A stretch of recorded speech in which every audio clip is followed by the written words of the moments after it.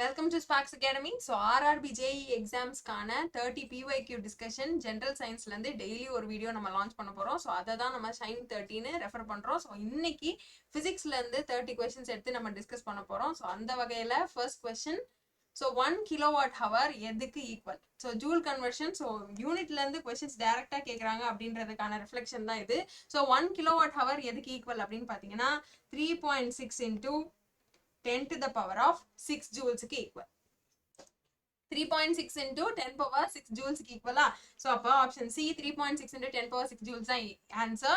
So 1 kilowatt hour நம்ம எப்படி represent பண்ணலாம் அப்படின்னா 1 கிலோவை வந்து 1000ல ரெப்ரசென்ட் பண்ணலாமா, அண்ட் ஹாரை செகண்ட்ஸ்ல போடணும் அப்படின்னா 3600 செகண்ட்ஸ்னு போடுவோமா. அப்படின்னும் போது 3.6 into 10 power 6 ஜூல்ஸ்ன்றது தான் 1 kilowatt hour-ஓட ஜூல் கன்வர்ஷன். So அடுத்த question பாருங்க. A car accelerates from rest with a constant acceleration of 3 meter per second square for 8 seconds. Calculate the final velocity of the car னு கேக்குறாங்க. So என்ன கொடுத்திருக்காங்க? At rest னு கொடுத்துட்டாங்க. அதாவது car ரெஸ்ட்ல இருந்து ஆக்சலரேட் ஆகுதுன்னு கொடுத்துட்டாங்க. அப்போ அதோட இனிஷியல் வெலாசிட்டி என்னவா இருக்கும்? 0வா இருக்கும்னு அர்த்தம். இப்போ நம்மள என்ன கால்குலேட் பண்ண சொல்றாங்க? ஃபைனல் வெலாசிட்டி கால்குலேட் பண்ண சொல்றாங்க. ஆக்சலரேஷன் நமக்கு கொடுத்துட்டாங்க இல்லைங்களா, மீட்டர் பெர் செகண்ட் ஸ்கொயர்ல கொடுத்துட்டாங்க அண்ட் டைம் கொடுத்துட்டாங்க. ஸோ இதை வச்சு நம்ம ஈக்குவேஷன்ஸ் ஆஃப் மோஷன்ல இருக்க ஃபர்ஸ்ட் ஈக்குவேஷன் எடுத்துக்கலாம். So v is equal to u plus at. So uன்றது 0ன்னு நமக்கு தெரியும். 3 into 8 that is 24 meters per second.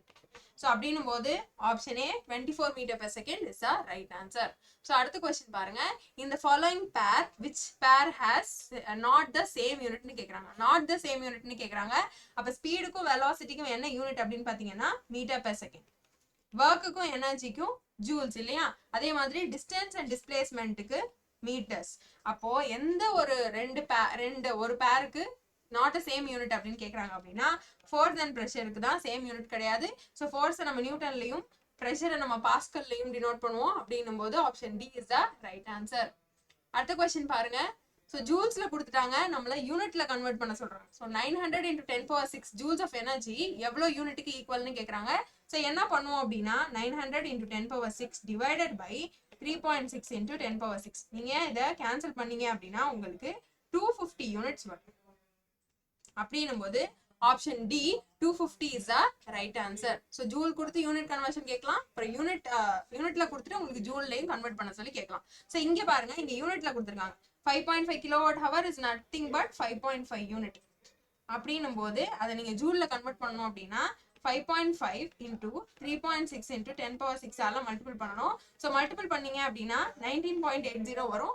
So option D 19.80 into 10 power 6 joule is the right answer. So அடுத்த question பாருங்க.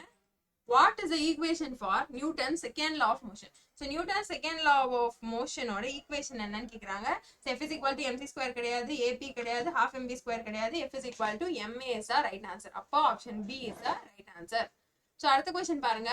So the second law of motion shows, so second law of மோஷனோட statement என்னன்னு கேட்குறாங்க. So second law of மோஷனோட statement என்ன அப்படின்னு பார்த்தீங்கன்னா எதை வச்சு சொல்லியிருப்பாங்கன்னா rate of change of momentum வச்சு தான் சொல்லியிருப்பாங்க. So F is directly proportional to rate of change of momentum, that is PV minus MV minus MU by டின்னு கொடுத்துருப்பாங்க. ஸோ இந்த வி மைனஸ் யூ பை டியை தான் நம்ம என்னன்னு போடுவோம், ஏன்னு போடுவோம். So F is directly proportional to MA. So நம்ம ஒரு கான்ஸ்டன்ட் இன்ட்ரடியூஸ் பண்ணுவோம், அந்த கான்ஸ்டன்ட்டுக்கு நம்ம அசியூம் பண்ற வேல்யூ 1 இருந்துச்சுன்னா F will be equal to M into A. அப்படின்னும் போது the rate of change of momentum எதுக்கு directly proportional அப்படின்னு பார்த்தீங்கன்னா net forceக்கு directly proportional. So option D is the right answer. So அடுத்த question பாருங்க. The force between the two objects is always equal and opposite. So எந்த ஒரு ஆப்ஜெக்ட்டுக்கும் ரெண்டு ஆப்ஜெக்ட்டுக்கும் நடுவில் உள்ள ஃபோர்ஸ் எப்பவுமே ஈக்குவல் அண்ட் ஆப்போசிட்டா இருக்கும் அப்படின்னு சொன்ன நியூட்டனோட லா என்ன லான்னு கேக்குறாங்க. ஸோ எந்த லா இதை பத்தி எக்ஸ்பிளைன் பண்ணிருக்கோம் அப்படின்னா third law of motion. For every action there is an equal and opposite reaction சொல்லிருப்போம் இல்லையா. ஸோ அதுதான் என்ன லா, தேர்ட் லா ஆஃப் மோஷன். அப்படின்னும் போது option A third law of motion is the right answer. So அடுத்த கொஸ்டின் பாருங்க. Car decelerate uniformly, டீசலரேட்ன்ற வார்த்தையை பாருங்க. So decelerate uniformly from a speed of 30 metre per second to stop in a distance of 150 meters. Calculate the deceleration கேட்குறாங்க. So அப்படியே option வச்சா நீங்க என்ன பண்ணிடலாம்னா டீசலரேஷன் வரும்போது ஆக்சிலரேஷன் நெகட்டிவ்ல வரும். அப்படின்னும் போது நீங்க என்ன பண்ணலாம், நெகட்டிவ் ஆக்சிலரேஷன் தான் நம்ம டீசலரேஷன் சொல்லுவோம். அப்ப சி அண்ட் டியை நீங்க கேன்சல் பண்ணிட்டு ஸோ ஏ அண்ட் பில தான் ஏதோ ஒரு ஆன்சர். அப்படின்னும் போது நீங்க எந்த ஃபார்முலா யூஸ் பண்ணலாம் அப்படின்னு பாத்தீங்கன்னா v square is equal to u square plus 2as என்ற ஆப்ஷனை யூஸ் பண்ணலாம். ஏன் அப்படின்னா uniformly from a speed of 30 meter per second square 30 meter per second கொடுத்திருக்காங்க. அப்படின்னும் போது இனிஷியல் வெலாசிட்டி தான் என்ன கொடுத்திருக்காங்க, 30 meter per second கொடுத்திருக்காங்க.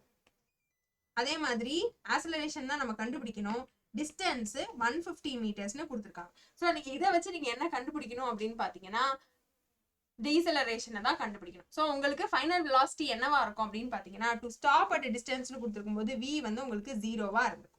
அப்ப 0 is equal to u square, that is 30 into 30 plus 2 into a தெரியாது, so s 150 அப்படின்னும் போது நீங்க என்ன பண்ணலாம், minus 30 into 30 equals to 2 into 8 into 150, that is 5 3s are 15, 6 5s are 30, 3 2s are 6. So acceleration is minus 3, that is minus 3 ன்றது என்னது, deceleration.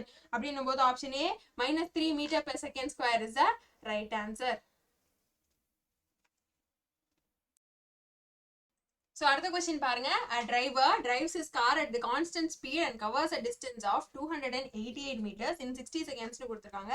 Speed calculate பண்ண சொல்றாங்க. இப்போ நம்ம ஸ்பீட் என்ன formula, speed is equal to distance by time taken. அப்படின்னும் போது டிஸ்டன்ஸ்ன்றது 288 in meters and time வந்து 60 seconds. அப்படின்னும் போது நம்ம கேன்சல் பண்ணோம் அப்படின்னா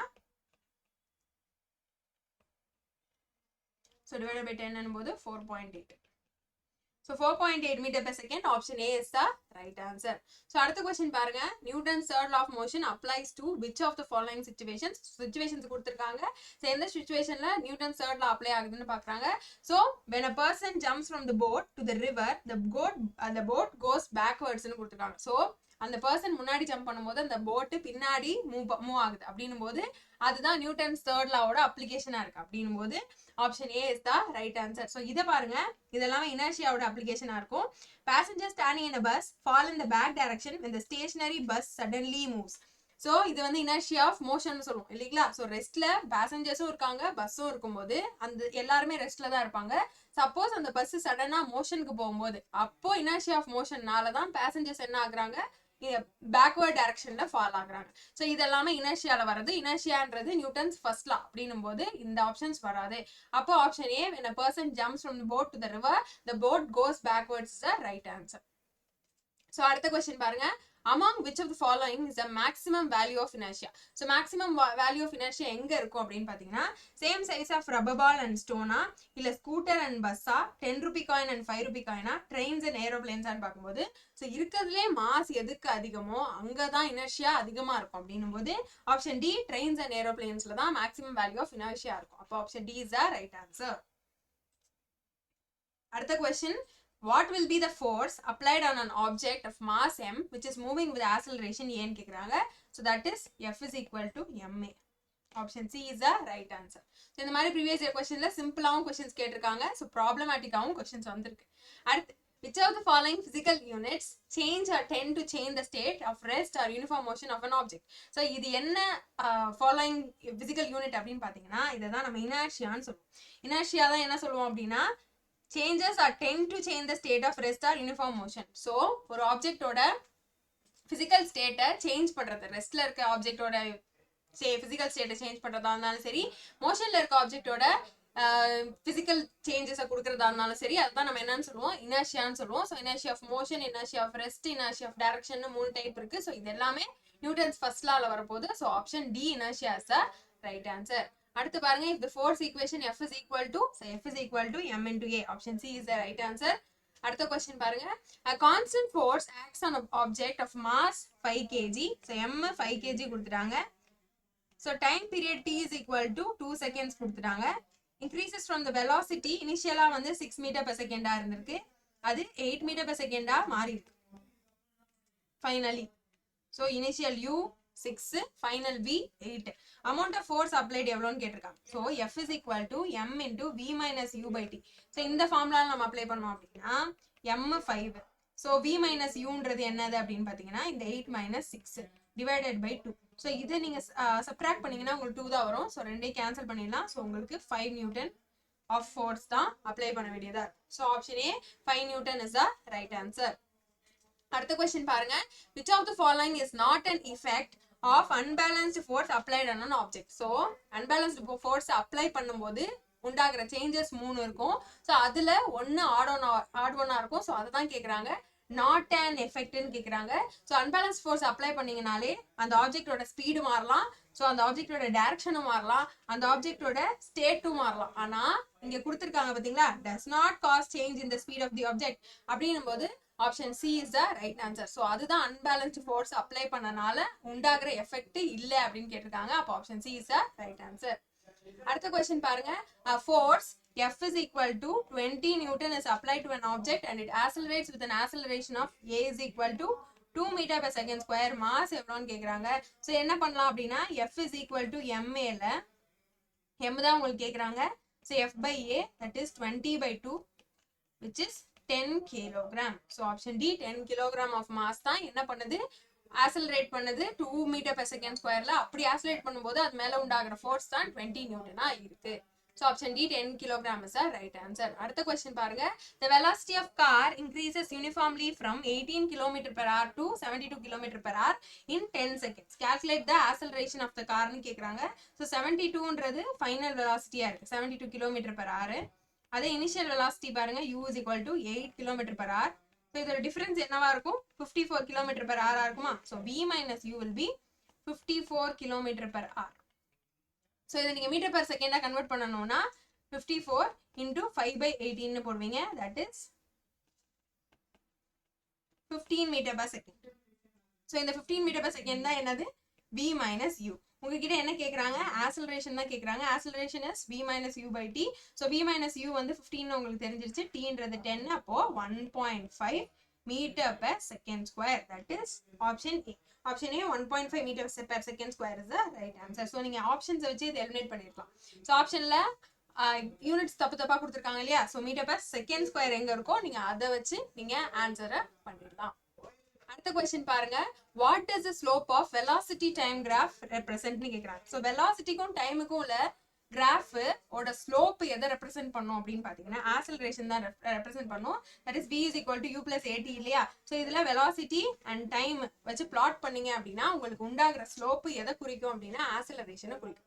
அப்போ option C acceleration is the right answer. So அடுத்த கொஸ்டின் பாருங்க, an object starting from rest moves with constant acceleration of a is equal to 4 meter per second square.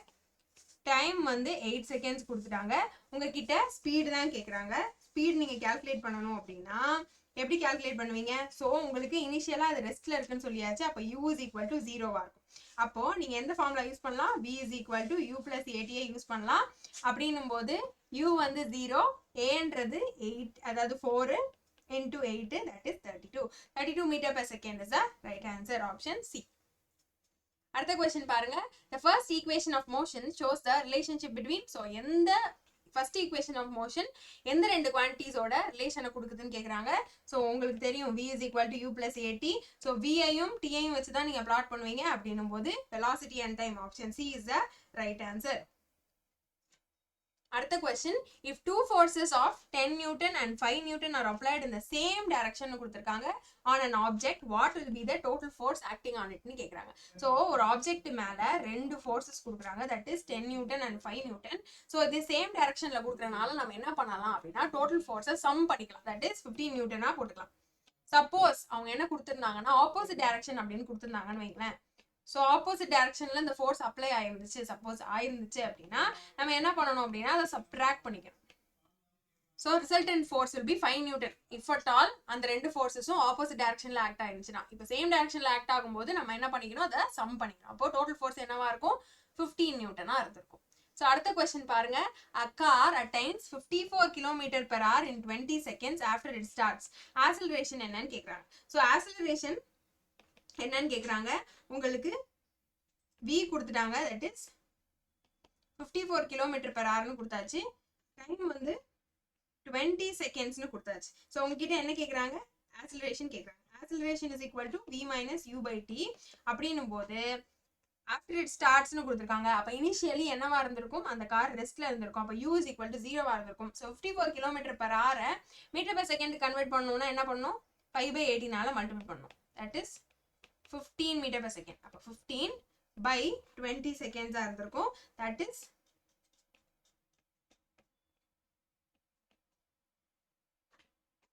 0.75. Option A 0.75 meter/second square is the right answer. So அடுத்த question பாருங்க.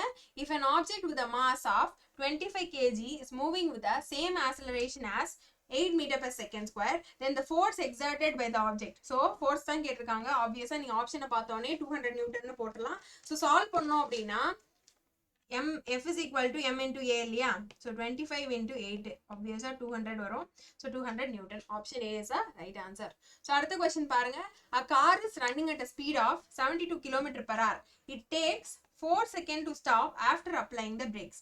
So it takes 4 seconds to stop after applying the brakes. If the mass of the car is 1000 kg, what is the magnitude of the force? So mass என்ன கொடுத்திருக்காங்க, 1000 kg னு கொடுத்துட்டாங்க. உங்ககிட்ட வேற என்ன கொடுத்துருக்காங்க, ஆக்சலரேஷன் கொடுத்துருக்காங்களா அப்படின்னு பார்த்தீங்கன்னா டைம் கொடுத்துருக்காங்க. Time is equal to t is equal to 4 secondsனு கொடுத்துருக்காங்க. உங்ககிட்ட என்ன கேட்குறாங்க, ஃபோர்ஸ் தான் கேட்குறாங்க. ஸோ எப்படி கால்குலேட் பண்ணலாம், so F is equal to m into, so ஏக்கு பதிலாக நீங்கள் என்ன போடலாம், ஸோ வெலாசிட்டி கொடுத்துருக்காங்க இல்லையா, ஸோ அந்த 72 km/h நீங்கள் என்ன பண்ணணும், மீட்டர்/செகண்டுக்காக மாற்றணும். தட் இஸ் 5/18 மல்டிபிள் பண்ணுவீங்க. ஸோ தட் இஸ் 20 இருந்திருக்கும். ஸோ 20 நீங்கள் போட்டிங்க அப்படின்னா டிவைடட் பை t என்ன கொடுத்துருக்காங்க, 4னு கொடுத்துருக்காங்க. So mass 1000. ஸோ 5000 நியூட்டனாக இருக்கும். 5 into 1000 போடலாம். That is 5 into 10⁻3 newton. அப்போ option D 5 into 10⁻3 newton is the right answer. So அடுத்த கொஸ்டின் பாருங்க. Retardation means an object operates from fixed velocity, decreasing velocity, increasing velocity, uniform velocity அப்படின்னு பார்க்கும்போது ரிட்டார்டேஷன்னாலே அது decreasing velocity தான். So அப்படின் போது option B decreasing velocity is the right answer.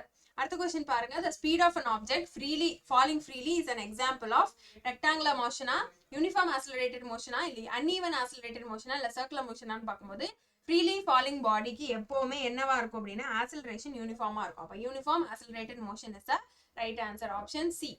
அடுத்த question பாருங்க. A light year. A light year is a unit that is used to describe. So light இயர்ன்றது என்னவா இருக்கும் அப்படின்னு பார்த்தீங்கன்னா எதை டிஸ்கிரைப் பண்ணுற யூனிட் அப்படின்னு பார்த்தீங்கன்னா ஆப்ஷன் பி டிஸ்டன்ஸை டிஸ்கிரைப் பண்ணுற யூனிட். ஸோ நீங்கள் என்ன பண்ணுங்க அப்படின்னா 1 light year is equal to எவ்வளோ கிலோமீட்டர்ஸ் அப்படின்றத கமெண்ட் பண்ணுங்க. So 1 light year is equal to எவ்வளோ கிலோமீட்டர்ஸ்ன்றத கமெண்ட் பண்ணுங்க. ஸோ அடுத்த கொஸ்டின் பாருங்க. 30th question. A cricket ball of mass 100 gram moving with a velocity of 30 meter/second is stopped by a player in 0.05 seconds. The average force exerted by the player என்னன்னு கேக்குறாங்க. So நீங்க இதை பார்த்தோன்னே நீங்க கண்டுபிடிச்சிடலாம். So அந்த player அந்த பால் என்ன பண்ண போறாருன்னா ஸ்டாப் பண்ண போறாரு அப்படின்னும் போது ஆக்சலரேஷன் அங்க ஃபோர்ஸ் என்னவா இருக்கும் அப்படின்னா நெகட்டிவா இருக்கும். அப்போ option C -60 Newton is the right answer. ஆனால் நீங்கள் ஃபார்முலாவில் சப்ஸ்டியூட் பண்ணி போட்டு பார்த்தீங்க அப்படின்னா m is equal to 100 கிராம்ஸில் இருக்கா. ஸோ நீங்கள் அதை கிலோகிராமுக்கு மாற்றணும் அப்படின்னா divided by 1000. Time is equal to 0.05 செகண்ட்ஸ்னு கொடுத்துட்டாங்க. வெலாசிட்டி 30 மீட்டர்/செகண்ட்னு உங்களுக்கு தெரிஞ்சிருச்சு. ஸோ நீங்கள் எஃப் கண்டுபிடிக்கணும் அப்படின்னா 100/1000 into 30/5/100ன்னு எழுதிக்கலாம். So 5/100. So 100 into 30 into 100 divided by 5 into 1000. So இப்போ என்ன பண்ணலாம் அப்படின்னா நீங்க கேன்சல் பண்ணும்போது